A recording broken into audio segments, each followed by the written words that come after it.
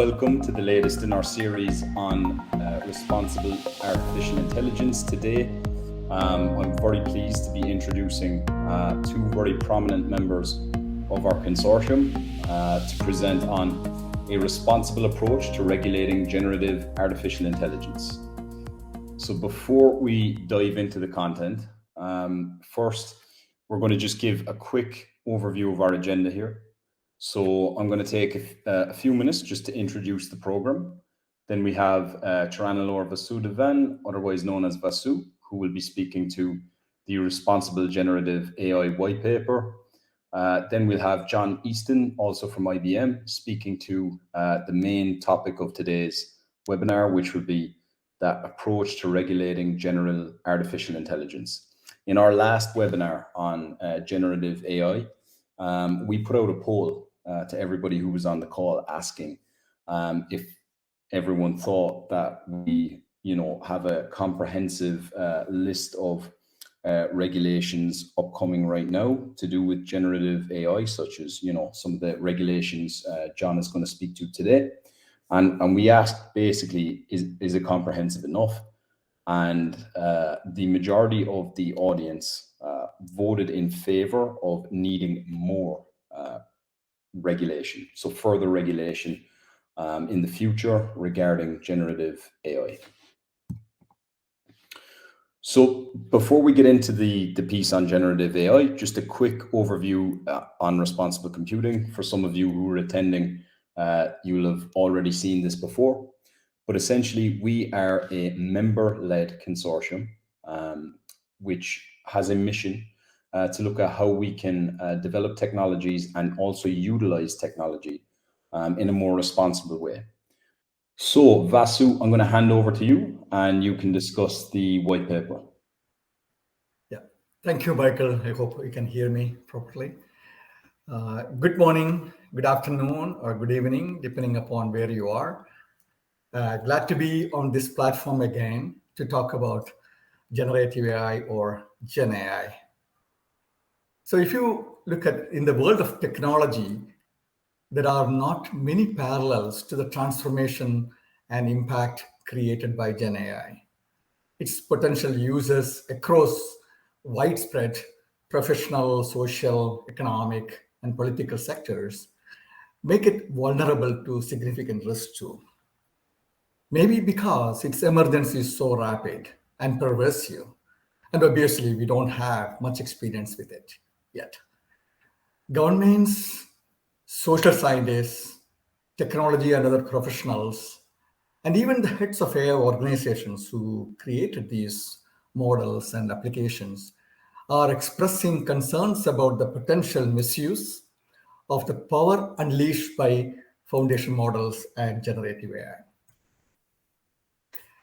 It is in this context that we formed a tiger team, as we call it, within OMG to investigate and document the concerns, risks of generative AI, and also to discuss possible approaches to contain and govern this emerging power horse.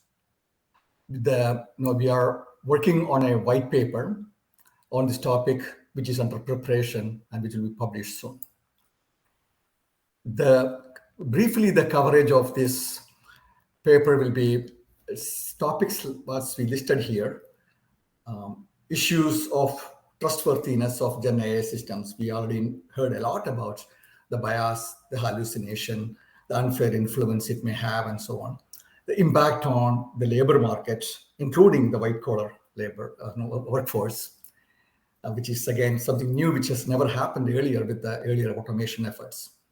And the concerns related to IP and copyrights, a lot of news in the media at this time.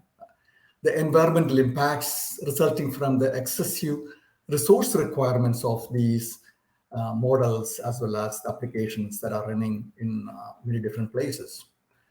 And also, interestingly, are there any long-term impacts or effects on human cognition, learning, and our power to memorize, and the respect for education and things like that? More on a long-term impact on those things. And also we talk about the regulation aspects, which is more detailed today in this session by John later. And also how this generative AI technology can be made useful or beneficial in certain application areas and scenarios. That I think now people who are kind of very, very skeptical about this technology have started adopting and embracing this technology, finding the good uses of this emerging area. So we plan to publish this white paper by end of this month. And again, please feel free to contact Michael or me if you need more information on our work on this white paper. More when the paper is out for reading for all of you. Thank you. And then I will hand over to Michael and John, unless there are some questions on this one at this time. Just before we move on, since there is a question here from Cristobal, can you repeat the 6 domains you focus on? So the ones that I listed, Cristobal, in the beginning are code, data center, data usage, impact, infrastructure, and systems. If you want more information on how we look at those different areas, you can pop over to the website. They're all covered in detail because each one of those domains is a working group. And also, if you click on the self-assessment and take the self-assessment that we have on the website, it's actually laid out between those 6 areas. That's how the assessment is taken. So, John, I'll hand over to you now. Wonderful. Thank you very much. And again, I'd like to extend my welcome to you and thank you for taking the time today. I think one of the things that was quite interesting when Vasu was going through his list, the number 1 item on that list was the trustworthiness of AI. And when I started working in this area and started collecting information and stories, you see lots of headlines such as the ones on the screen at the moment, which talk to, the potential impacts of AI, particularly when it gets it wrong.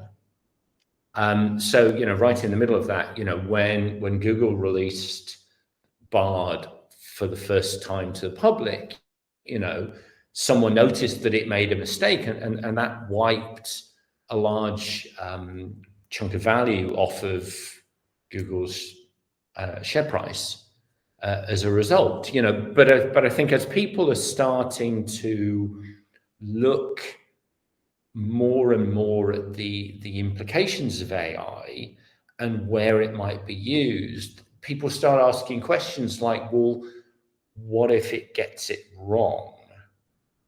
What if it makes a mistake and there is a knock-on implication for that? We'll touch on some more of those examples a little bit later on, but imagine that you are, wanting to get a loan from a bank, and the bank turns you down because an AI system has basically made a recommendation, and that recommendation is incorrect. What is your right to redress? Or potentially worse, what if an AI system makes a medical diagnosis of a set of symptoms that you're presenting, and that is wrong, and they treat the wrong thing, or they say it's nothing to worry about and it's actually something serious? So there are lots of, AI is not infallible. And I think a lot of people working in the industry know that there are mistakes which are made. They may not know why the mistakes are being made, but this raises a whole bunch of questions, which really is bringing us into this area of, how can we manage and control and moreover regulate what is happening in this space? Now, I think we all are all fairly well aware that, the models that the AI systems, the Gen AI systems that Vasu was talking about, are only as good as the data that they are built on. So if you are missing chunks of data, the model is not going to be good. And they are only as good as the training that they have received. And, really if we start to break down a couple of those items, the data item and the training item, we can start to see, how regulators in different places around the world are starting to think about what they do about this space. So let's start by talking about data. And one of the challenges, I spend a lot of time chatting to our intellectual property lawyers who sit on the other side of the site from where I am right now. And they raise lots of concerns in this area, particularly around, do you have the right to use a particular bit of data in order to train an AI model? Just because something is on the internet doesn't necessarily mean that you can grab that data, use it as input into your training models or into your models and then train on top of that, because in many cases, data which has been copyrighted, and again, one of the items on Vasu's list was around, intellectual property and copyrights, doesn't allow you to use that data for a purpose other than that which it was intended. And one of the other, if you like, the flip side of that, so when I am taking data out of the internet or taking data from data sources, do I have the rights to use it for that purpose? And very often you will find in the T's and C's that you're not allowed to do that.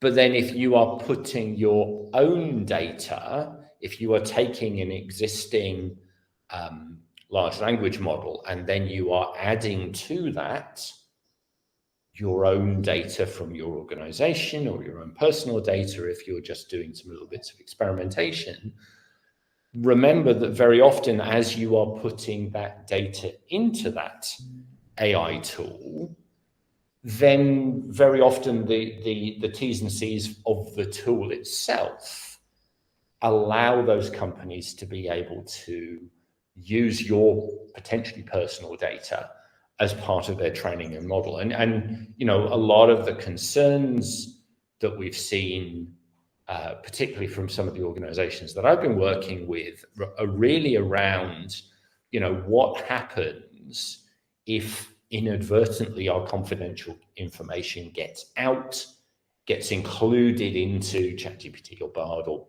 pick your AI model of choice, and we can't get it back. Once as with a lot of these things, once the horse is bolted, it's very difficult to regain control. It's very difficult for that model to then unlearn something based upon the data that's been created. And then we get into, okay, so now that's what we're doing from an inputs point of view.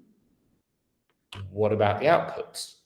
And the question is well, okay, so if an AI model creates something, and whether it's creating text, whether it's creating artworks, graphics, whatever, music even, who actually owns that? And a couple of different examples here, one from the UK and one from the US, is that right now regulation around copyright in the UK, they haven't decided yet whether that extends to something which has been created by an AI. So they understand the idea of something which is generated by a computer, by an IT system, but they haven't yet considered how copyright applies when it comes to something generated by AI. And then it's interesting looking on the flip side, in the fact that, US copyright only basically protects human authors. It specifically excludes creation of stuff by IT systems. So, one of the themes that we're going to see coming through this over and over again is the challenges around, the regulator trying to catch up. politicians will say, we need to get ahead of this.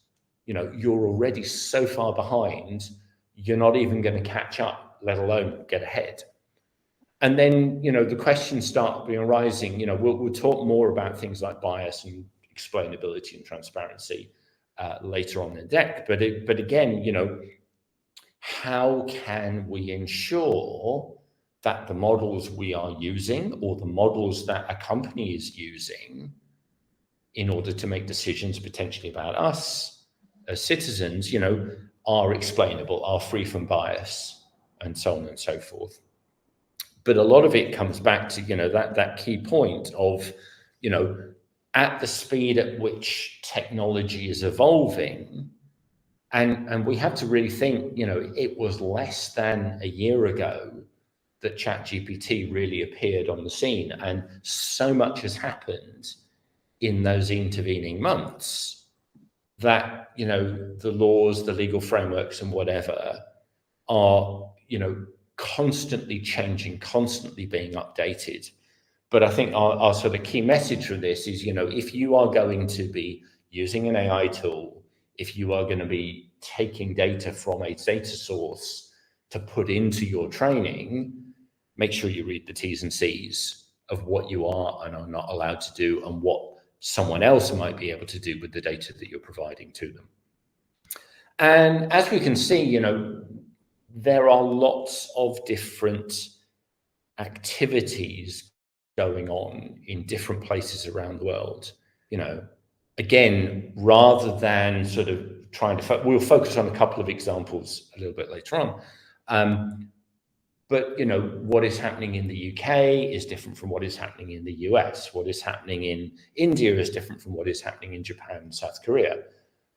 But, there is no one single consistent set of AI regulations, which of course makes it challenging for an organization that is wanting to maybe develop software that uses AI capabilities under the covers. How can you make sure that the software you are developing, that probably you want to sell to consumers in multiple markets, is going to be compliant with all of those regulations that are either in place today or are emerging, as we've seen, when there is that no consistent standard. But so if we sort of go through what is happening across the globe, I think a number of key themes jump out. So one is, who is regulating what? Is it something, as in the US, example we'll see in a minute, that it is more focused on self-regulation, or is there a regulator, a regulatory body that has basically been assigned by a government in order to put this stuff in place?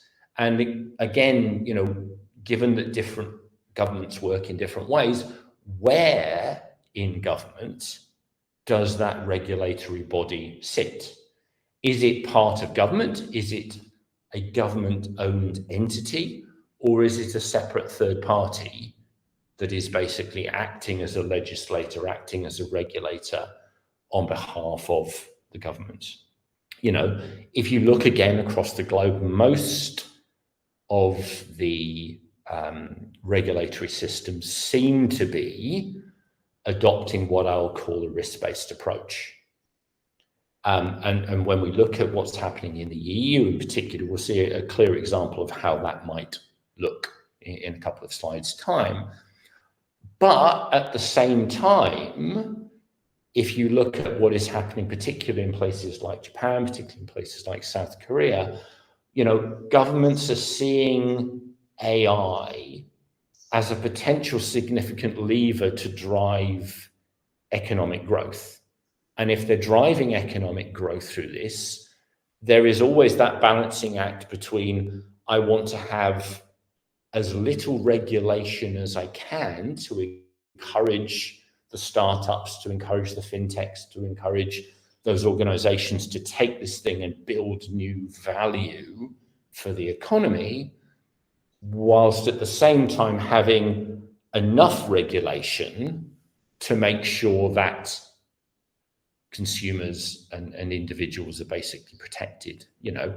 And then that regulation in turn builds upon, in many cases, existing data protection regulations. So GDPR coming out of the EU, the Data Protection Act in the UK, and the equivalent national data protection regulations. So I think people have at least made the linkage between what we want people to be doing with our data, and then the AI usage of that data going forwards.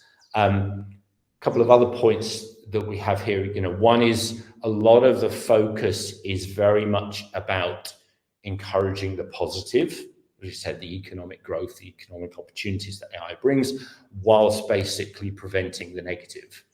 So, you know, you see a lot of legislation thoughts around how do we stop fake news? How do we stop deep fakes?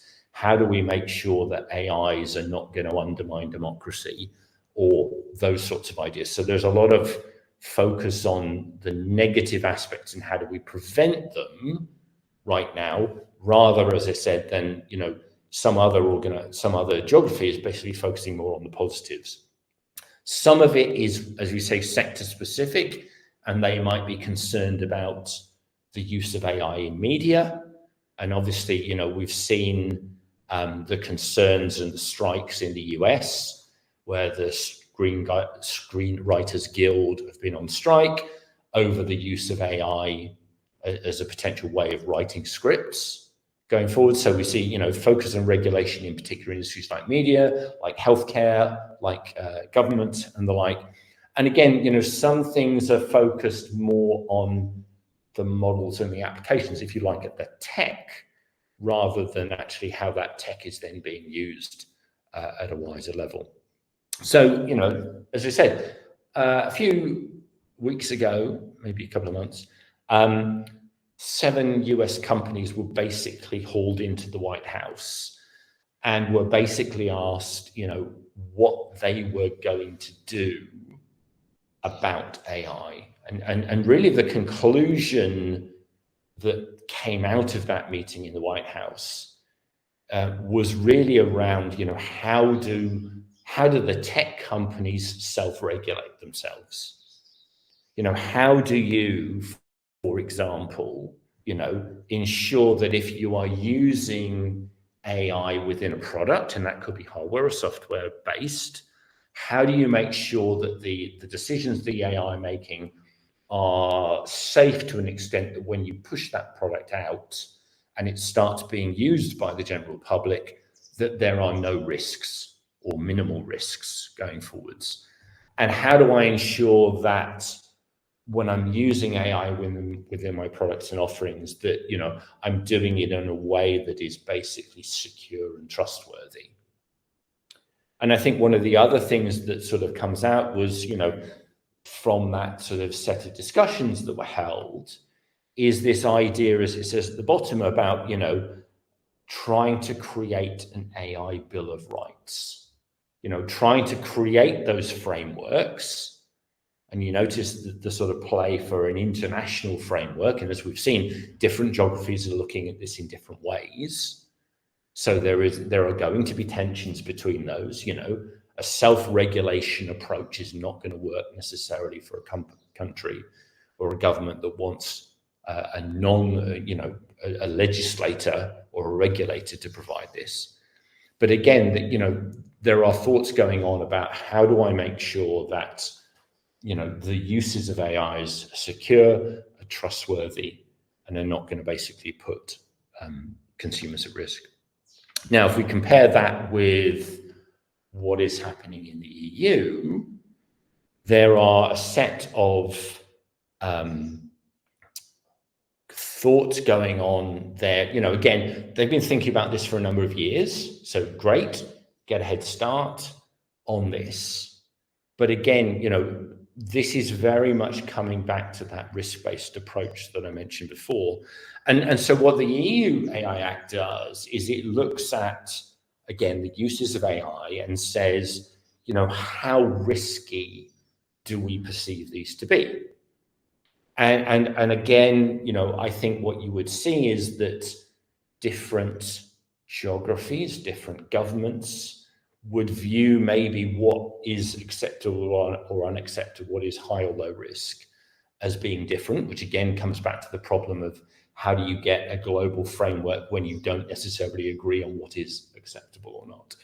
But from an EU perspective, as it says there, things which manipulate people are viewed as being unacceptable, and consequently you cannot use AI to do these things.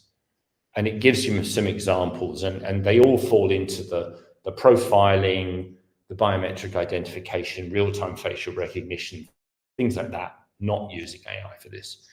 Where it gets more interesting and potentially a little bit blurred is as we drop down into things like high risk.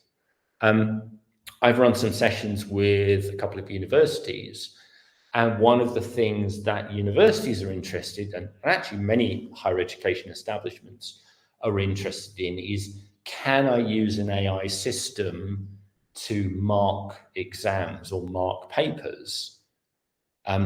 Interesting to see on the EU view, first thing of the examples, systems used in education, like scoring exams, viewed as high risk.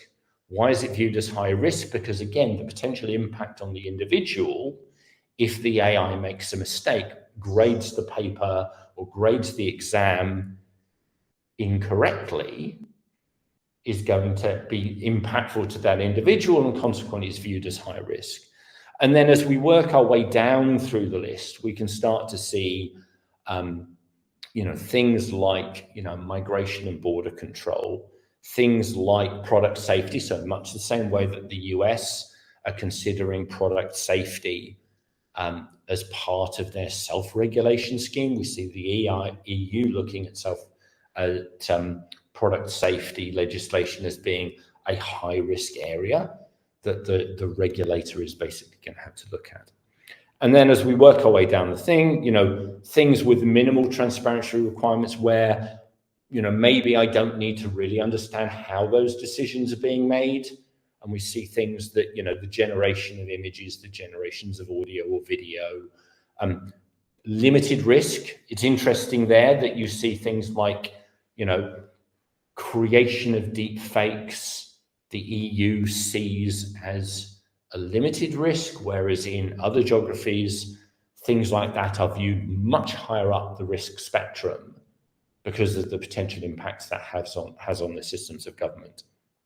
And then the question comes is, if I am generating this content, if I'm generating text or video or an image or whatever it happens to be, how do I tag that in such a way that someone looking at it can determine whether that was created by an AI or not?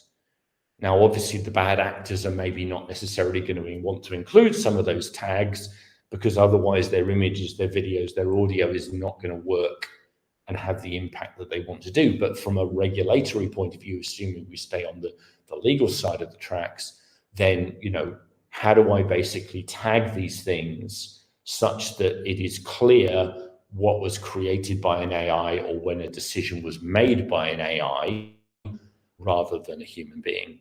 And then right down at the bottom, we have the minimal risk or the zero risk systems, such as things like spam filters or the use of AI within a standalone game playing on a console that, from an EU perspective are viewed as low risk and hence acceptable uses of AI going forward. So, we end up with this sort of spectrum of activities where, and this is a sort of pretty standard diagram, you will have, at the top, we have those things where the use of AI is viewed as unacceptable. It is too high a risk to the citizens or to society for us to do that. And then as we see coming back down, high risk, medium risk, low risk, no risk type structures. So pretty much all of the risk-based frameworks that we see emerging in different geographies, in different countries, sort of all largely follow that sort of approach. Now, the challenge is, again, as we said a few minutes ago, what an individual jurisdiction views as high risk or low risk or unacceptable or not is going to vary based typically upon their systems of government. So there are interesting challenges, shall we say, again, when it comes to getting international agreement on these things, as to, where do you draw the line? What is acceptable in one country may not be acceptable in another, and so on and so forth. And I think, as these things continue to evolve, we will see additional things. If you look at, for example, the Chinese regulation, where they are very focused on models, they are very focused on algorithms as much as the systems that contain them, it is worth, looking at how those systems work rather than the potential impact. So, our challenge with any of this stuff working towards trustworthiness is really around AI ethics, and there is a lot of work going on in the AI ethics space in order to be able to sort of provide a set of rules and foundations and guidance, if you like, for organizations that are either creating these models or are going to use these models in order to make sure that they are being used and built and trained and all those other things in a predictable and safe manner. And so some definitions up front. One, as it says there, optimize the benefits while minimizing the risks. That's what AI ethics is really all about. And as it says, prioritizing human agency and well-being. And then the last thing of this idea is this idea of ethics by design. And, just as often occurs with lots of things in IT systems, security being one of the key ones, this is not something you bolt on afterwards. You have to build it in all the way through the stack, as we are basically trying to do this. So you can't sort of go, right, I've created this AI model, blah, blah, blah. I've now wrapped it in some sort of ethical wrapper. Not going to work. Ethics has to be a key part of that model and how that model was basically built and trained from the ground up. And as we're building these models, that focus really sort of falls into these 5 areas, so going through each of those, and if you like, playing them back to some of the examples that we used at the beginning, so I go back to my healthcare example, I have been diagnosed by an AI, it has come to conclusion X, how do I know how it came to that conclusion? That's really what explainability is about. Having an ability for a human to understand why the AI came to the decision that it came to. And as part of understanding how it got to that decision, the explainability, having the transparency to basically say, and this is what that conclusion was, this is why it was done, built on how it's been designed and developed in order to do. And in the middle, we have that sort of idea of fairness, which really comes down to bias, which is how do I make sure that all of the potential individuals, if it's done on a human basis, or entities, if not, how do I make sure that everyone is basically treated equally? And, again, if we were to go back and search through the internet and find some news stories, there will be plenty of examples where you can find AIs making decisions which are inherently biased because that idea of fairness was not baked in when the models were originally being created and developed and trained, and the systems around them were being built in order to do this. Just as we have those top 3, we also need to think about privacy. So again, making sure, and this relates back to the relationship between AI legislation and data protection legislation. How do I make sure that consumers' data is being protected, their privacy and security is being protected, and their data is not being used for a purpose that has not been specifically allowed to be? And then how do I make sure that, that system which has been built, the model that has been generated, cannot be, if you like, overrun by bad inputs, or cannot be effectively have its training modified by a so-called bad actor who is basically then flooding the system with potentially conflicting inputs that might impact the way that it delivers results going forward. So those 5 pillars of trust are key to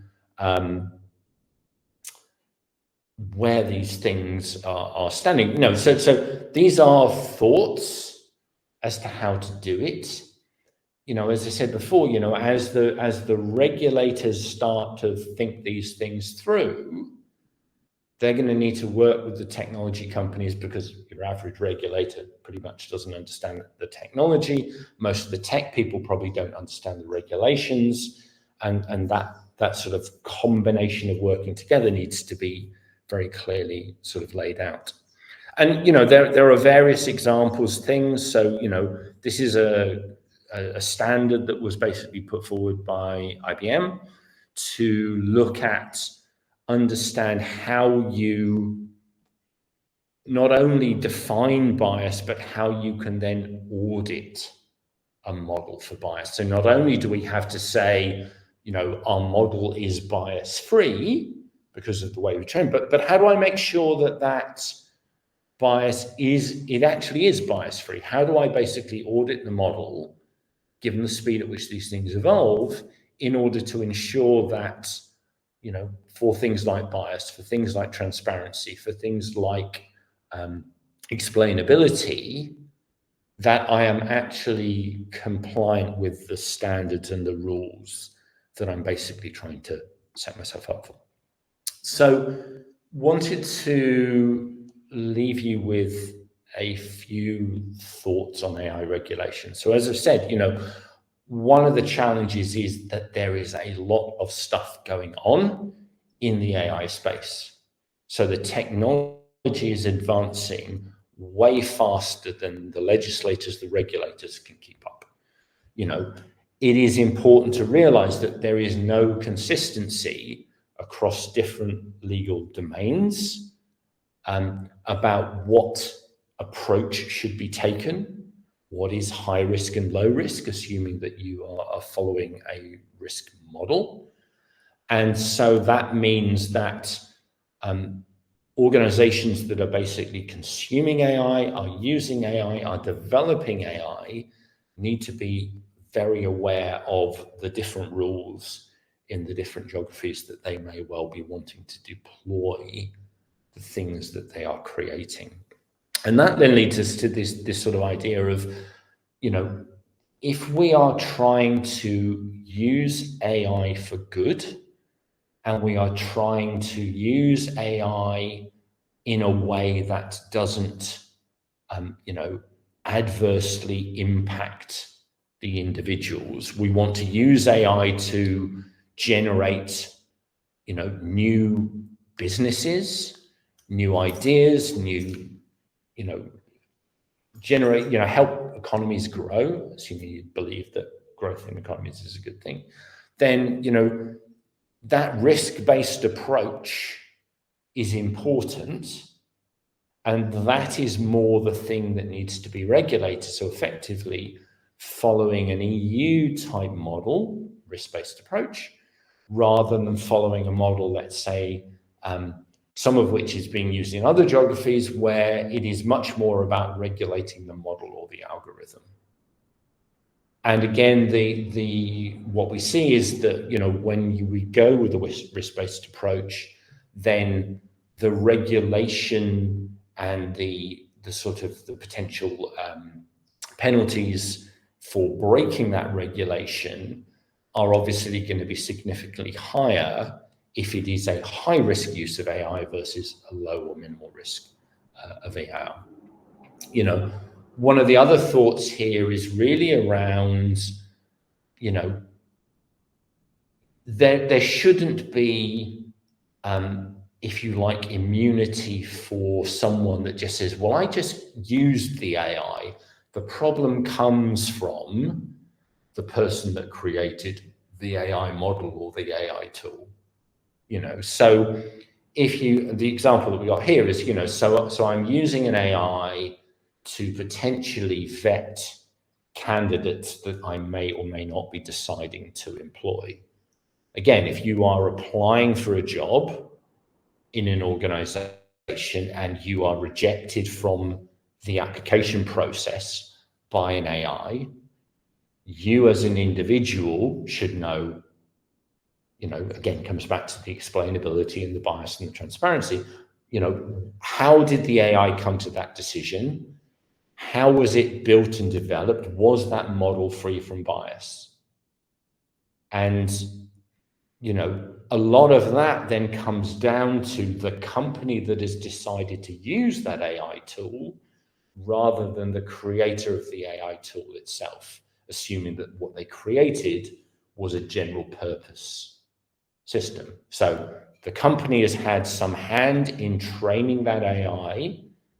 So consequently, the liability should sit with the company rather than necessarily sitting with the creator of the AI algorithm, which sort of links those top two together.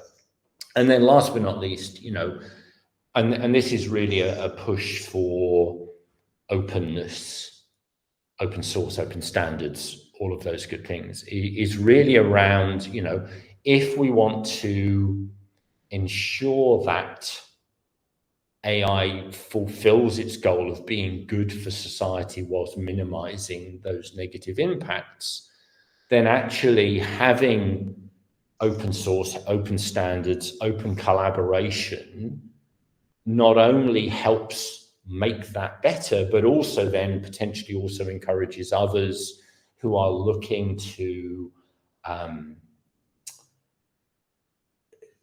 encourages others who are basically looking to, you know, make sure that these models are safe, are transparent, are non-biased, and so on and so forth.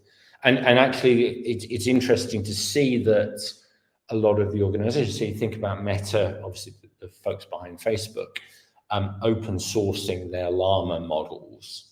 You think about organizations like Hugging Face making some of their models available to the open community. So, you know, it's not a question of saying we have to open source everything, but actually, I think, you know, the benefits that we've seen in the past from open source and open standards apply as much in this AI sphere as they do in other spheres, as we've seen before.